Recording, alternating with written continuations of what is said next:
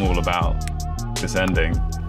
And if e-bikes didn't feel good descending, then the fact that they could get you up to the top of the hill easily count for nothing, but they feel awesome descending. Go out for a short amount of time, lap out the trails. Yeah, they're awesome. The motor was flat, like it is on a lot of bikes, kind of pushes the battery forward on the bike quite a long way, which means it's hard to lift up the front end and makes the bike harder to maneuver. So by tilting up the battery, you can slide the battery towards the bottom bracket and down towards the ground, which reduces the center of gravity, which makes handling the bike far superior. Basically reduces the effect of the weight. So when you're leaning, so you're going from left to right, right to left, in between switchbacks, with the center of gravity lower, it takes much less force to get the bike to lean from one side to the other. And that just makes the bike more agile and a lot more fun to ride.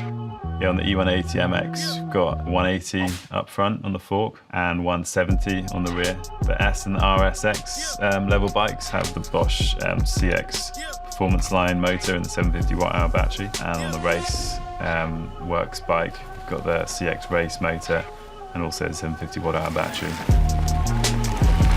750 gives you plenty of time, not having to worry about your range. The race motor is a bit lighter and it's also got a race tune and it's got extended boost, which helps you get up really techie climbs.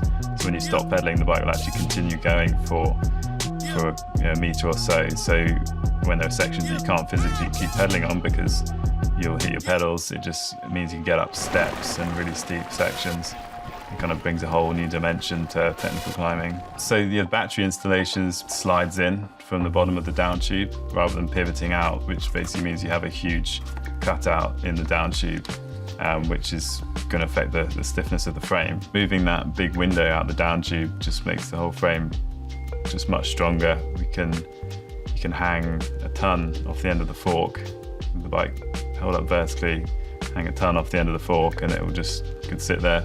I think that the strength of the frame is key because e-bikes take a kicking and knowing that it's really strong, it's going to last a long time.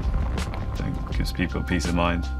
Being able to test the bikes to reasonably high level is pretty important. I've ridden World Cup downhill a while ago and I race enduro like EWS and the EWS-E this year whilst developing these bikes, since you kind of can't really push yourself or the bike that far, like just going out and just going riding. I think putting it in the racing context really enables you to push the bike that much further.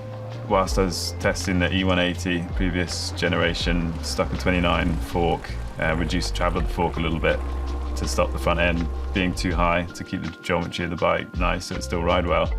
And it was, just increase the confidence of the bike. You could just get over terrain a lot better. The next version was going to be MX, 29 front, 27 on the back. What I'm always looking for is a bike that's easy to ride.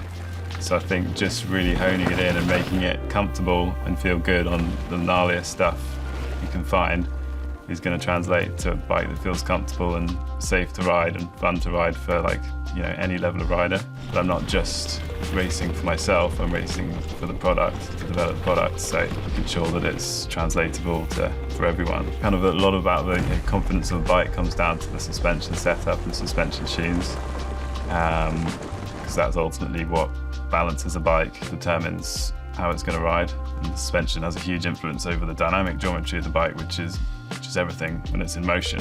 All the rear shocks are custom tuned by us.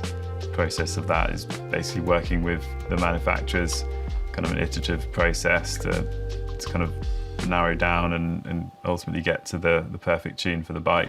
As a racer, and just whenever I'm riding, I want to feel pinned and comfortable and confident, and that kind of achieving that with something that you've designed is really rewarding.